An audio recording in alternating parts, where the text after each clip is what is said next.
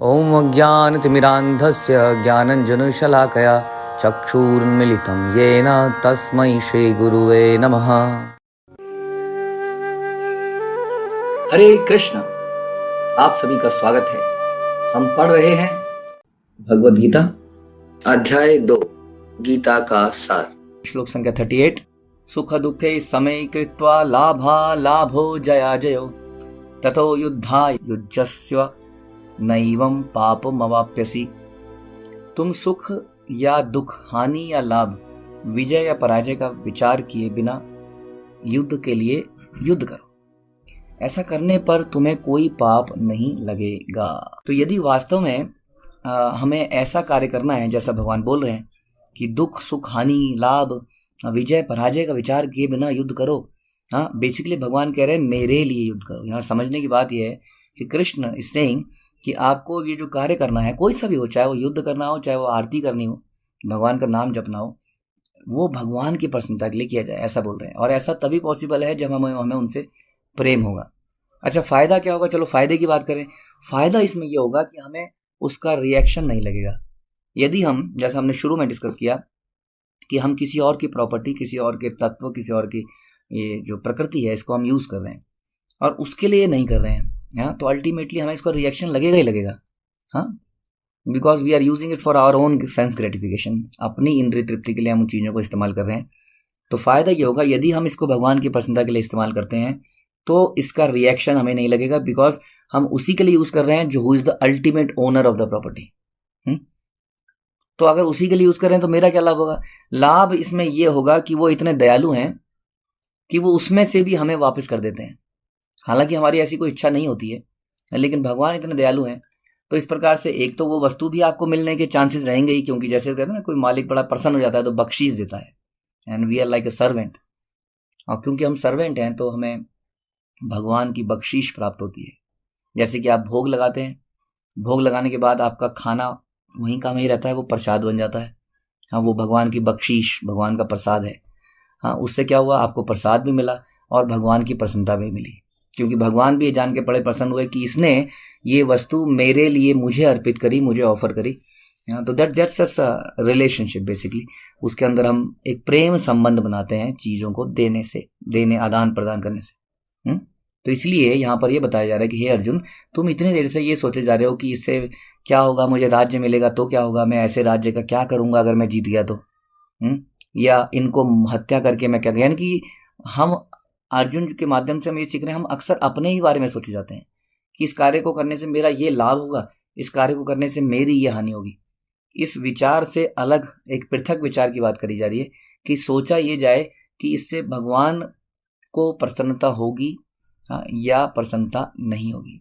तो ये दृष्टिकोण बदलने की बात कर रहे हैं। यदि ऐसा दृष्टिकोण करेंगे और फिर भगवान की प्रसन्नता के लिए कार्य करेंगे तो फिर हम चाहे दुनिया का कोई भी कार्य करें, उसका रिएक्शन नहीं लगेगा, चाहे वो किसी की हत्या ही क्यों ना हो इस युद्ध के अंदर, प्रोवाइडेड कि आपको गुरु माध्यम से भगवान द्वारा डायरेक्ट आदेश प्राप्त हो। इसका मतलब ये नहीं है, हमने पहले के श्लोकों में भी सुना था, कि आप हत्या करने पे उतारू हो जाइए। बिल्कुल ऐसा नहीं है, बल्कि हम चैतन्य महाप्रभु का अवतार, जो बाद में ही कृष्ण का अवतार जो कलयुग में आता है, वो अवतार यही दिखाता है कि इस युग में हत्या के द्वारा नहीं, हरिनाम के द्वारा लोगों के अंदर के राक्षस को मारना है। हाँ, तो कहने का मतलब है कि कोई भी कार्य करा जाए उसके बाद, चाहे आप घर गृहस्थी में कुछ नौकरी करिए, चाहे कुछ त्यागी बन जाइए या बिजनेस चलाइए, लेकिन यदि वो भगवान की प्रसन्नता के लिए किया जाए, ना कि लाभ हानि के लिए, सुख दुख के लिए, इसका विचार किए बिना यदि भगवान की प्रसन्नता के लिए। हाँ, अब ऐसा कैसे हो सकता है कि बिजनेस भगवान की प्रसन्नता के लिए किया जाए? बिल्कुल हो सकता है। बिजनेस में आपके कितने सारे क्लाइंट हैं, कितने सारे डीलिंग होती हैं, उसमें आप कृष्ण को बीच में इन्वॉल्व कर सकते हैं, उनको कृष्ण का प्रचार कर सकते हैं, उस धन को कृष्ण भावनामृत में लगा सकते हैं, उसमें कई सारे एम्प्लॉयज़ रख सकते हैं जो कृष्ण भावनामृत का पालन कर रहे हो। कई तरीके से आप अपने बिजनेस को, अपनी नौकरी को भगवान की प्रसन्नता के लिए कर सकते हैं।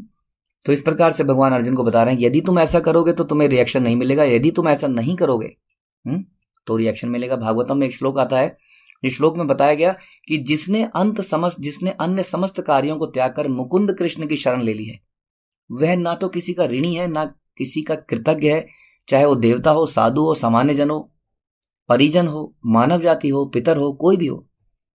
तो भगवान एक प्रकार से ये संदेश दे रहे हैं यहाँ पर कि यदि तुम मेरी शरण में लोगे फिर तुम्हारे किसी और के प्रति कोई ड्यूटी रह नहीं जाती है। यदि आप भगवान के प्रति शरण ले लें टोटली, चाहे वो देवता हो, साधु, सामान्य जन हो, परिजन हो, कोई भी हो, यानी कि इस प्रकार से यदि कार्य किया जाएगा तो उसमें कोई रिएक्शन नहीं आएगा, बल्कि व्यक्ति भगवत धाम जाने के लिए एलिजिबल और हो जाएगा। हाँ, तो ये थोड़ा सा मुश्किल है, इसी की प्रैक्टिस करनी है हमें पूरे जीवन। क्या करना है, इस श्लोक की एक तरह से प्रैक्टिस करनी है पूरे जीवन पर्यंत, कि कैसे हम कोई भी कार्य में ये ना सोचें इसमें मेरा क्या फायदा है, मेरा क्या नुकसान है। भौतिक फायदे के नुकसान की बातें कर रहे हैं। हाँ, हम क्या सोचें, क्या इसमें कृष्ण की प्रसन्नता है, क्या इसमें गुरु की, वैष्णव की प्रसन्नता है, और फिर उस कार्य को करें। इसमें भगवान और गुरु से प्रेम गाढ़ा मिलता है, प्लस उसका कोई रिएक्शन नहीं होता है। रिएक्शन आप जानते हैं, हर कर्म का रिएक्शन है जिसके कारण से हमें बार बार संसार में आना पड़ता है। जब तक कि हमारे सारे रिएक्शन जीरो नहीं हो जाते, जब तक कि हमारा अकाउंट जीरो नहीं हो जाता, इस अकाउंट में डेबिट क्रेडिट, हाँ, जमा, क्या कहते हैं उसको, डिपॉजिट एंड विड्रॉल चलता रहता है। जब हम कुछ पुण्य काम करते हैं तो डिपॉजिट, जब हम कुछ नेगेटिव काम करते हैं तो विड्रॉल। कई बार विड्रॉवल ज़्यादा हो जाती है, कई बार डिपॉजिट ज़्यादा हो जाते हैं, और जब तक ये अकाउंट जीरो नहीं होता तब तक हम संसार से नहीं जा सकते। यदि आपका डिपॉजिट ज़्यादा है तो आपको जन्म मिलेगा, अच्छा जन्म मिलता रहेगा किसी अच्छे परिवार में, लेकिन दुख की बात यह है कि वहाँ पर भी बीमारी रहेगी। धीरे धीरे आगे कलयुग जैसा बढ़ता जाएगा, कलयुग में विपदाएं बढ़ती जाएंगी, आप देख ही रहे हैं। इसलिए यहाँ पर चाहे अच्छी जगह पर भी जन्म मिले तो भी बार बार आने में समस्या है। और यदि आपका नेगेटिव ज़्यादा हुआ, विड्रावल ज़्यादा हुआ, तब तो आप जानते ही हैं आपका लाइफ दुखमय रहेगी ही रहेगी।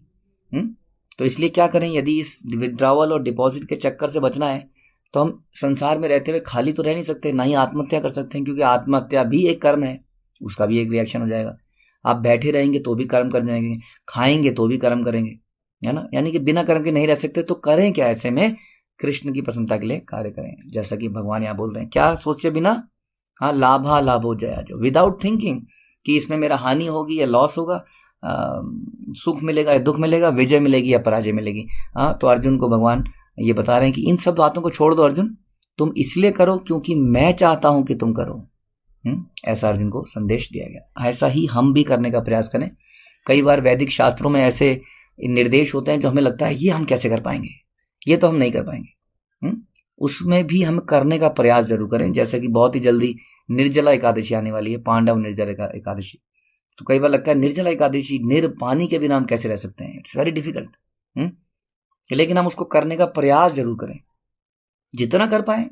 जब नहीं होगा तो हम, हाँ, भगवान ये तो देखेंगे कि हमने प्रयास किया। तो इस प्रकार बिना ये सोचे, बिना हानि के, लाभ के, कि इससे मेरा क्या फायदा होगा, कृष्ण की प्रसन्नता के लिए कार्य करें। यही असली कार्य की कुशलता है। This is the art of work. ये हमें, इसी की प्रैक्टिस हमें हमेशा करनी है। एक्चुअली बहुत इंपॉर्टेंट श्लोक है, लेकिन इसको अभी इस अवस्था में करना थोड़ा सा मुश्किल हो सकता है आप लोगों के लिए, लेकिन इसका प्रयास जरूर करें। हर कार्य को करने से पहले सोचें क्या इसमें कृष्ण की प्रसन्नता होगी। यदि समझ नहीं आ रहा है तो अपने counsellor, guide, mentor, spiritual friend से बात करें। ठीक है। श्रीमद् भगवद गीता की जय। श्रील प्रभुपाद की जय।